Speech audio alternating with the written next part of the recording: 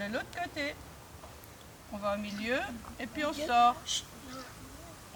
Vous avez vu comment je me suis mise pour faire ça? J'ai déposé mon poisson sur le sol. C'est plus facile. On peut être assis, on n'est pas obligé d'être à genoux. Je rentre de ce côté-là, je passe au milieu, je sors. On fait compter jusque 7 ou 8? Non. Oui, hein, vous Bah comptez si, jusque 7 mais ou 8. Hein. Donc vous en mettez 7 ou 8 et puis on va couper. On peut D'accord? pas remettre un petit peu. Alors à vous maintenant. On Qui veut des peut pas bâtons?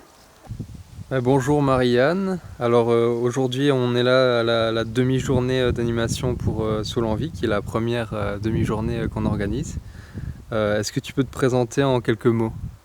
Voilà, je suis Marianne Dozimon et je suis vannière à Villers-de-Vent-Orval et je tresse. Et comment tu en es arrivé à la vannerie? Alors par le détour de formation en sciences et puis comme guide nature, c'est la redécouverte des végétaux locaux et de se dire finalement on ne les utilise pas et pourtant on peut en faire beaucoup de choses. Alors réapprenons à les utiliser. Et qu'est-ce qui te plaît dans le fait de travailler avec les tout petits comme aujourd'hui? Ah, c'est leur spontanéité, c'est leur émerveillement aussi, la découverte de ce monde végétal vivant avec lequel on peut faire plein de choses. Et donc aujourd'hui c'était une animation à Mex-de-Vent-Virton avec des enfants de 4 à 6 ans dans le cadre des plaines communales ici la commune de Mex-de-Vent-Virton. Et qu'est-ce que tu avais prévu pour l'animation aujourd'hui? Alors aujourd'hui, on avait prévu d'abord la découverte des branches de saule.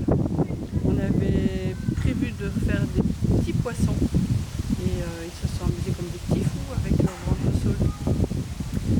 Et à ton avis, qu'est-ce que la vannerie peut leur apprendre à cet âge-là?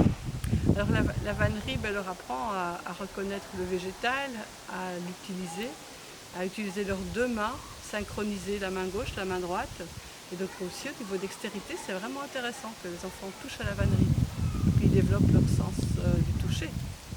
Est-ce que tu as utilisé des outils ou c'est simplement avec leurs mains qu'ils ont pu tresser, vanner Oui, bien les enfants, le premier outil ce sont les mains, d'ailleurs pour le vannier aussi. Et puis quand même, à un moment, on va chercher les sécateurs. Et donc c'est très bien que les enfants apprennent dès tout jeune à utiliser correctement le sécateur. Qu'est-ce qui t'a étonné ou le plus amusé pendant cette animation? Alors c'est leur spontanéité et c'est leur imaginaire aussi. Nous on voit une branche de saule, eux peuvent voir beaucoup de choses dans cette branche et du coup ça les aide aussi à entrer avec toute leur énergie dans cette matière et l'utiliser à bon escient. Selon toi, qu'est-ce qu'on ressent quand on travaille l'osier? On ressent beaucoup de sérénité. On fait lien avec cette branche qui s'assouplit et nous aussi, je pense qu'on rentre un peu à l'intérieur de nous, on se concentre et ça nous fait vraiment beaucoup de bien. Est-ce que tu as senti ça chez les enfants, que ça les amusait de toucher, de ressentir, d'avoir un peu des sensations avec les mains? Oui, oui, tout à fait, tout à fait. Et à certains moments, les enfants se posent aussi, même parfois les plus énervés au premier abord, ils arrivent à se poser et vraiment à se recentrer sur la matière, sur leur poisson, sur l'objet à réaliser. Vraiment, c'est un temps de calme. Ouais. Et est-ce que tu as remarqué des réactions particulières chez eux? Ben, leur enthousiasme et l'envie d'y aller, l'envie de faire les choses et voilà. La façon de découvrir cette souplesse aussi, c'était vraiment très intéressant. Et en fonction des caractères, ceux qui sont plus concentrés, d'autres un peu plus dissipés, peut-être certains plus rêveurs, comment tu abordes ça en fonction des personnalités?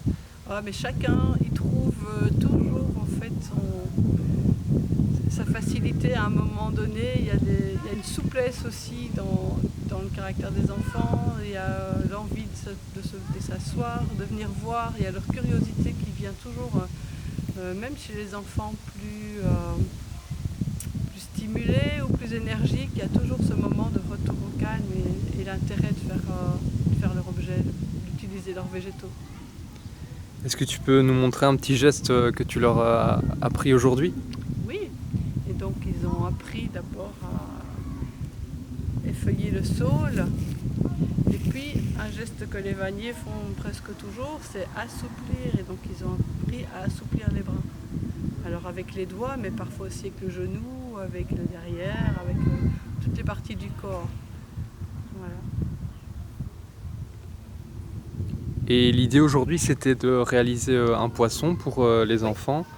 Est-ce que tu as un petit peu un exemple de ce que vous avez pu faire?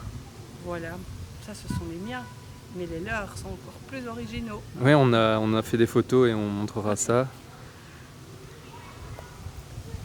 Selon toi, pourquoi c'est important de faire découvrir un artisanat comme la vannerie aux enfants?